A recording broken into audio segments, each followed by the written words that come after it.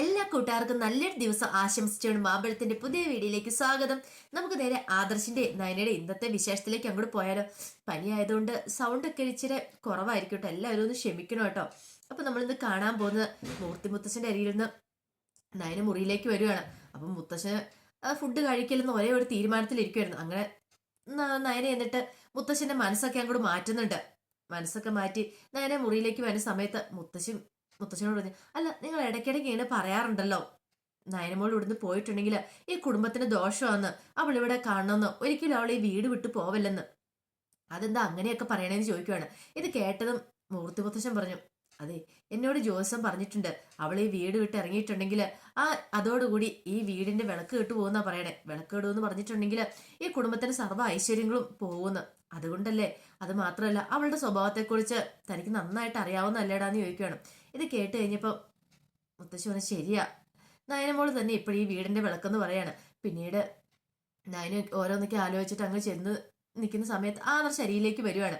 ആദർശ് വന്നിട്ട് പറഞ്ഞു, അത് താങ്ക്സ് കേട്ടോ എന്ന് പറയണം. എന്തിനാ താങ്ക്സ്? അല്ല, മുത്തശ്ശന് ആഹാരം കഴിച്ചല്ലോ, ഞങ്ങൾ എല്ലാവരും പറഞ്ഞിട്ട് പോലും മുത്തശ്ശൻ അതൊന്നും കേൾക്കാൻ കൂട്ടാക്കില്ല. നീ പറഞ്ഞു കഴിഞ്ഞപ്പോഴാണല്ലോ കേട്ടത്. അത് മാത്രമല്ല, ഞാൻ ആ നമ്പർ ബ്ലോക്ക് ചെയ്യില്ലായിരുന്നു. അതൊക്കെ ആദർശിന്റെ മനസ്സിലിങ്ങനെ ഉണ്ട്, ആ നമ്പർ ബ്ലോക്ക് ചെയ്ത കാര്യങ്ങളൊക്കെ. കാരണം ഒരിക്കലും അങ്ങനെ ചെയ്യാൻ പാടില്ലായിരുന്നു. എന്തെങ്കിലും ആവശ്യം വന്ന് വിളിച്ചതാണെങ്കിലോ അതൊക്കെ ഓർത്തിട്ടും കൂടിയാണ് ആദർശ് ഒരു താങ്ക്സ് പറഞ്ഞ. ഇതെല്ലാം കേട്ട് കഴിഞ്ഞപ്പോൾ നയന പറഞ്ഞു, എന്നോട് താങ്ക്സ് പറയേണ്ട ആവശ്യമൊന്നുമില്ല.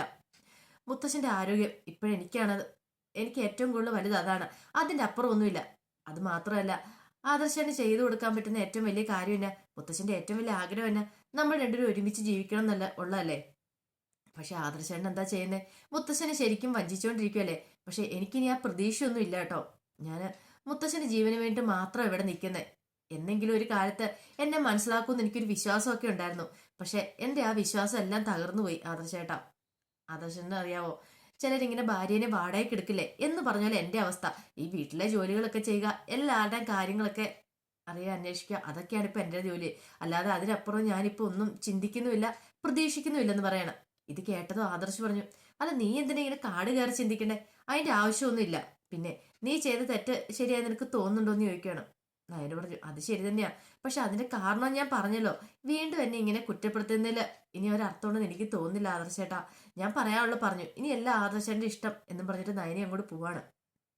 അപ്പൊ ആദർശ് ഇങ്ങനെ ആലോചിക്കുക. പിന്നീട് കാണിക്കുന്ന മുത്തശ്ശൻ ഇങ്ങനെ ജലജ പറഞ്ഞ കാര്യങ്ങളൊക്കെയാണ്. സ്വത്ത് ഭാഗം വെക്കുന്നതിനെ കുറിച്ച്, തങ്ങൾ ഇവിടെ നിന്ന് ഇറങ്ങി പോകേണ്ടി വരും അച്ഛന്റെ കാലശേഷം എന്നൊക്കെ.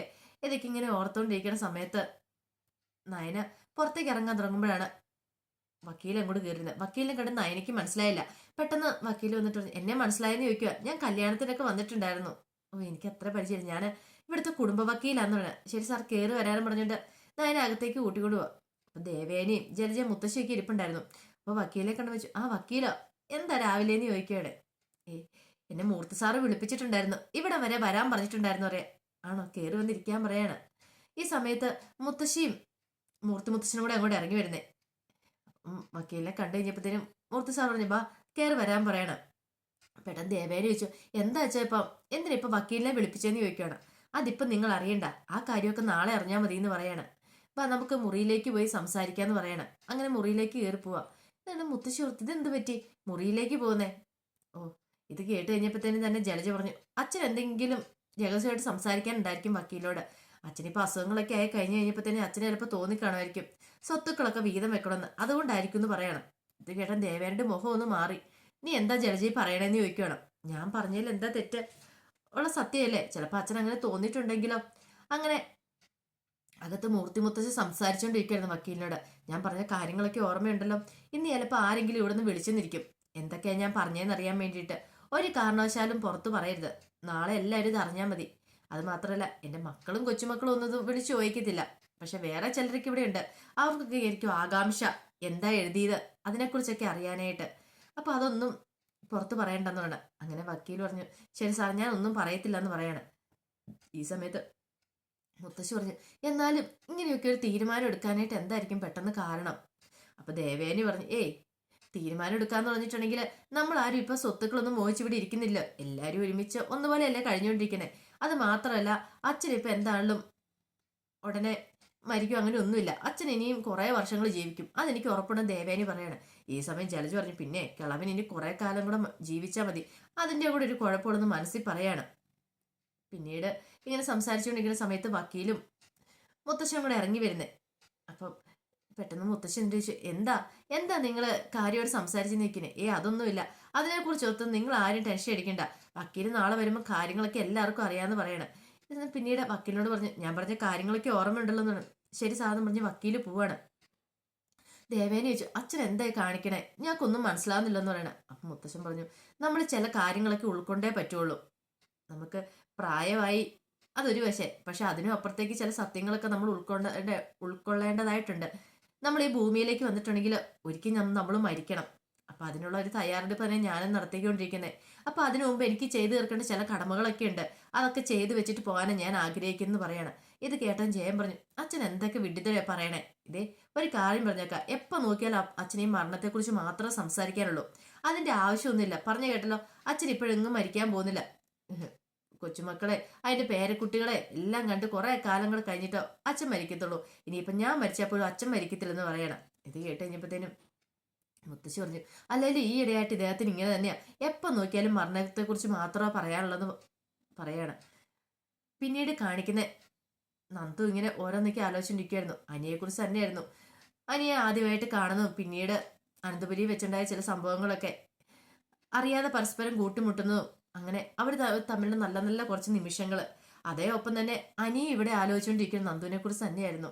എനിക്ക് ഇപ്പൊ ഈ കല്യാണം വേണ്ടായിരുന്നു അനാമികയായിട്ടുള്ള, എനിക്ക് അവളെക്കാളും ഇഷ്ടം നന്ദുവിനെയല്ലേ. പക്ഷെ എന്ത് ചെയ്യാനാ, ഇടപെടിയെന്നെല്ലാം തീരുമാനിച്ചു പോയി. നന്ദുവിനെ ഒന്ന് വിളിക്കാൻ തോന്നുന്നുണ്ട്, ഒന്ന് വിളിച്ചാലോ എന്നോർത്ത് നന്ദുവിനെ വിളിക്കുകയാണ്. പക്ഷെ നന്ദുവിന്റെ കയ്യിൽ തന്നെ ഫോൺ ഇരിക്കുന്നുണ്ടായിരുന്നു. നന്ദു കോൾ അറ്റൻഡ് ചെയ്തില്ല. അനിയാന്ന് അറിഞ്ഞു കഴിഞ്ഞപ്പോഴത്തേക്കും നന്ദു കോൾ എടുത്തില്ല. ഇവളെന്ത് പറ്റി കോൾ എടുക്കാതിരിക്കുന്നത്? പിന്നീട് നന്ദുവിന് തോന്നി, എന്തിനാ കോൾ എടുക്കുന്നത്, ഇനി ആ ജീവിതം കൂടെ വെറുതെ താർക്കണ്ട. തന്റെ 2 ചേച്ചിമാരും അവിടെ ഉണ്ട്, ഇനി അവരുടെ ജീവിതം താനായിട്ട് ഒരിക്കലും താർക്കരുത്. തന്റെ അമ്മ തന്നോട് പ്രത്യേകം പറഞ്ഞിരിക്കുന്ന കാര്യം അതൊക്കെ. അതുകൊണ്ട് ഇനിയിപ്പൊ അങ്ങനത്തെ ഒരു ചിന്ത തന്റെ മനസ്സിലുണ്ടെങ്കിലും അത് മനസ്സിൽ തന്നെ കുഴിച്ചു മൂടിയാൽ മതി. പിന്നെ അനി വിളിക്കുവാൻ എനിക്കൊരു സമാധാനമില്ല. ഇതെന്ത് പറ്റി നന്ദുവിന്? ആ വളകാപ്പ് ചടങ്ങ് നടന്നതിന് ശേഷം ഉണ്ടായ പ്രശ്നങ്ങൾ കാരണം ഇല്ലെങ്കിൽ തനിക്ക് ഇതെല്ലാവരും തുറന്നു പറയായിരുന്നു. തനിക്ക് നന്ദുവിന് ഇഷ്ടമാണ്. പക്ഷെ അന്ന് ആ പ്രശ്നങ്ങളൊക്കെ ഉണ്ടായപ്പോ തന്നെ കണ്ടതാണ് ഇവിടെ എന്തൊക്കെ കോലാഹലങ്ങളാണ് ഉണ്ടായെന്ന്. ഇനിയിപ്പോ ഇത് തുറന്നു പറയാനും പറ്റില്ല, എന്ത് ചെയ്യും? ഒന്നുകൂടെ വിളിച്ചു നോക്കാന്ന് ഓർത്ത് ഒന്നുകൂടെ വിളിച്ചിട്ടും നന്ദു കോളെടുത്തില്ല. നന്ദു ഇങ്ങനെ ഓരോന്നോർത്തിരിക്കുമായിരുന്നു. പെട്ടെന്ന് അങ്ങോട്ട് കനക കയറി വരുന്നേ. കനക വന്നിട്ട്, നീ എന്തിരിപ്പാ നന്ദു കൂട്ടായിരിക്കുന്നേ, വാ വന്ന് ഫുഡ് കഴിച്ചേന്ന് പറയണം. ഇത് കേട്ടാ നന്ദു പറഞ്ഞു, എനിക്ക് വിശപ്പില്ലമ്മ എന്ന് പറയണം. ഓഹോ, വിശപ്പില്ലാതിരിക്കാനായിട്ട് നീ എന്താ കഴിച്ചേ, വല്ല കല്ല് വല്ലതും വിഴുങ്ങിയായിരുന്നു എന്ന് ചോദിക്കുവോ? എണീറ്റ് വന്നേ. എന്താ എനിക്ക് വിശപ്പില്ലാന്ന് ഞാൻ പറഞ്ഞില്ലേ, അതെന്താണെന്ന് കൂട്ടാ വിശപ്പില്ലാത്തേ? നീ ഇപ്പൊ എക്സസൈസ് ചെയ്യാൻ പോകുന്നില്ലേ? ഞാൻ 2-3 ദിവസമായില്ലേ എക്സസൈസ് ഒക്കെ ചെയ്തിട്ട്, അതുകൊണ്ടായിരിക്കും എനിക്ക് വിശപ്പില്ലാത്തതെന്ന് പറയണം. ഓ, ഇനിയിപ്പൊ അത് പറഞ്ഞാൽ മതിയല്ലോ. ഒരു കാര്യം ഞാൻ പറഞ്ഞേക്കാം, ഈ പ്രായത്തിലുള്ള പെൺകുട്ടികൾ ഇങ്ങനെയൊക്കെ ഇരിക്കണമെങ്കിലേ അവർക്ക് എന്തെങ്കിലും ഒരു പ്രണയനൈരാശ്യം കാണുമായിരിക്കും. നിനക്ക് അങ്ങനെ വല്ലതും ഉണ്ടോന്ന് ചോദിക്കുകയാണ്. പോ അമ്മയെന്ന്. അമ്മ തുടങ്ങി ഓരോ നെഗറ്റീവ് അടിക്കാനായിട്ട്. എനിക്ക് ആരോടും ഒരു പ്രണയം ഇല്ലെന്ന് പറയണം. അതെ, ഒരു കാര്യം ഞാൻ പറഞ്ഞേക്കാം, അങ്ങനെ എന്തേലും ഉണ്ടെങ്കിൽ തുറന്ന് പറഞ്ഞാൽ ആദ്യം തന്നെ നമുക്ക് പറ്റുന്നിടത്ത് നമ്മൾ കൊത്താവുള്ളൂ. നമ്മളെക്കാളും ഉയർന്നവരും വേണ്ട, നമ്മളെക്കാളും താഴ്ന്നവരും വേണ്ട, നമ്മുടെ ഒപ്പം നിൽക്കുന്നവരും മാത്രം മതി. എൻ്റെ 2 മക്കളുടെ കാര്യത്തിൽ എനിക്കത് ബോധ്യപ്പെട്ട കാര്യമാണ്. ഇപ്പൊ തന്നെ അവരുടെ ജീവിതം കണ്ടില്ലേ, അവരെപ്പോ വന്നാലും സ്വീകരിക്കാൻ തയ്യാറായിട്ടാണ് ഞാൻ ഇരിക്കുന്നത്. എനിക്കൊരു വിഷമമൊക്കെ കാണുമായിരിക്കും, എന്നാലും കുഴപ്പമില്ല. അവര് വരുവാണെങ്കിൽ 2 കൈ നീട്ടി സ്വീകരിക്കും. അതുകൊണ്ടാണ് ഞാൻ പറഞ്ഞത്, അങ്ങനത്തെ ഒരു ബന്ധത്തിൽ നിന്ന് ഒരിക്കലും നമ്മൾ ചെന്ന് ചാടരുത്. നമ്മുടെ നിലയ്ക്കും വിലയ്ക്കും ഒത്ത് ഒരാളെ മാത്രം നമ്മൾ സ്വീകരിച്ചാൽ മതി. നന്ദുകൊണ്ട് ഞാൻ പറയുന്ന കാര്യങ്ങളൊക്കെ ബോധ്യം ഉണ്ടോന്ന് ചോദിക്കുകയാണ്. ഇത് കേട്ട നന്ദു പറഞ്ഞു, എനിക്കതൊക്കെ അറിയാമേ, അമ്മ ഒന്ന് പോയി തന്നാൽ മാത്രം മതി എന്ന് പറഞ്ഞു. ശരി, ഞാൻ നിന്നെ ശല്യപ്പെടുത്തുന്നില്ല, എപ്പോഴാ വിശക്കണേന്ന് പറഞ്ഞാൽ അങ്ങോട്ട് വന്നാൽ മതി പറഞ്ഞുകൊണ്ട് കനകി അങ്ങോട്ട് പോവാണ്. പിന്നീട് കാണിക്കുന്ന പിറ്റേ ദിവസം നയൻ എല്ലാവർക്കും ചായയൊക്കെ ആയിട്ട് വരുവാണ്. എല്ലാവർക്കും ചായ കൊണ്ട് കൊടുത്തോണ്ടിരിക്കുന്ന സമയത്താണ് വക്കീൽ കയറി വരുന്നത്. വക്കീലിനെ കണ്ടതും ജലജ മനസ്സിലോർത്തു, ഓ, വിൽപത്രമൊക്കെ എഴുതിക്കൊണ്ടായിരിക്കും വന്നിരിക്കുന്നത്. എന്തായിരിക്കും, തനിക്ക് നല്ല മാനമൊക്കെ എന്തേലും എഴുതി വെച്ചിട്ടുണ്ടോ, അതോ ഇനി നയനെന്ന് പറയുന്നുള്ള പേരിലാണോ ഈ തറവാട് മൊത്തം എഴുതി വെച്ചിരിക്കുന്നത്? ആ ഒരു ചിന്തയൊക്കെ ജലജയുടെ മനസ്സിലുണ്ടാകുന്നുണ്ട്. ഇപ്പോഴത്തെ മൂർത്തി മുത്തച്ഛൻ അങ്ങോട്ട് വരുവാണ്. വക്കീലോ വന്നിരിക്കാൻ പറയാണ്. ഞാൻ പറഞ്ഞ വിൽപത്രമൊക്കെ എഴുതിക്കൊണ്ട് വന്നിട്ടുണ്ടല്ലോ അല്ലേ എന്ന് ചോദിക്കുകയാണ്. അതെല്ലാം ഓക്കെ സാറെന്ന് പറയണം. അത് കേട്ടൻ ദേവേനി പറഞ്ഞു, അച്ഛൻ എന്ത് പരിപാടിയായി കാണിച്ചെന്ന് ചോദിക്കുകയാണ്. അതാ ദേവേനി അങ്ങനെ പറഞ്ഞേ? ആരെങ്കിലും ഇപ്പൊ അച്ഛനോട് ഈ സമയത്തോട് സ്വത്ത് ചോദിച്ചോന്ന് ചോദിക്കണം. ചോദിച്ചില്ല, പക്ഷെ എങ്കിൽ അതല്ലല്ലോ, എനിക്ക് ചില കടമകളൊക്കെ ഇല്ലേ, അതൊക്കെ ഞാൻ അങ്ങോട്ട് ചെയ്ത് തീർക്കുമെന്ന് പറയാണ്. പിന്നീട് വെക്കവിൽ വന്നിട്ട് മുത്തശ്ശൻ്റെയിലാക്കിയ ആ വിൽപത്രം അങ്ങോട്ട് കൊടുക്കുകയാണ്. മുത്തശ്ശൻ എന്ത് ചെയ്യുക, അതിങ്ങനെ കൈ പിടിച്ചുകൊണ്ടിരിക്കുന്ന സമയത്ത് ആദർശം ഇങ്ങോട്ട് ഇറങ്ങി വരുന്നത്. ആദർശം ഇറങ്ങി വന്നു കഴിഞ്ഞപ്പോ തന്നെ ആദർശിന്റെ അച്ഛൻ ചെയ്യാൻ പറഞ്ഞു, മോനെ ഈ തറവാട് വീട് വെട്ടിപ്പൊളിക്കാനുള്ള വിൽപത്രം അച്ഛൻ എഴുതി വെച്ചേക്കണെന്ന് പറയാണ്. ഇത് കേട്ട ആദർശം അങ്ങോട്ട് വന്നിട്ട് മുത്തച്ഛനെ ആ വിൽപത്രം അങ്ങോട്ട് മേടിക്കുവാണ്. വിൽപത്രം മേടിച്ചു കഴിയുമ്പോഴത്തേനും ജലജ് എല്ലാവരും ആകാംക്ഷയോടെ ആദർശിന്റെ നോക്കുവാണ്. ഈ സമയത്ത് ആദർശം എന്ത് ചെയ്യണം, ആ വിൽപത്രം അങ്ങോട്ട് കീറുവാണ്, അങ്ങോട്ട് നടുവെ അങ്ങോട്ട് കീറിക്കളയുന്ന കണ്ടിട്ട് കണ്ണു തള്ളി നിൽക്കുവാണ് ജലജ. അപ്പൊ അതിന്റെ വിശേഷങ്ങളൊക്കെ എന്ന് കണ്ടത്. അപ്പൊ ആദ്യമായിട്ട് കാണുന്നവരാണെങ്കിൽ ചാനൽ ഇഷ്ടപ്പെട്ട സബ്സ്ക്രൈബ് ചെയ്യാൻ മറക്കരുതേ. അതോടൊപ്പം തന്നെ കണ്ടുകൊണ്ടിരിക്കുന്ന എല്ലാവരുടെ സപ്പോർട്ടിലേക്കും തുടർന്നും പ്രതീക്ഷയുണ്ട്. എല്ലാവർക്കും ഒരിക്കൽ കൂടി നല്ലൊരു ദിവസം ആശംസിച്ചുകൊണ്ട് നിർത്തുന്നു. നന്ദി.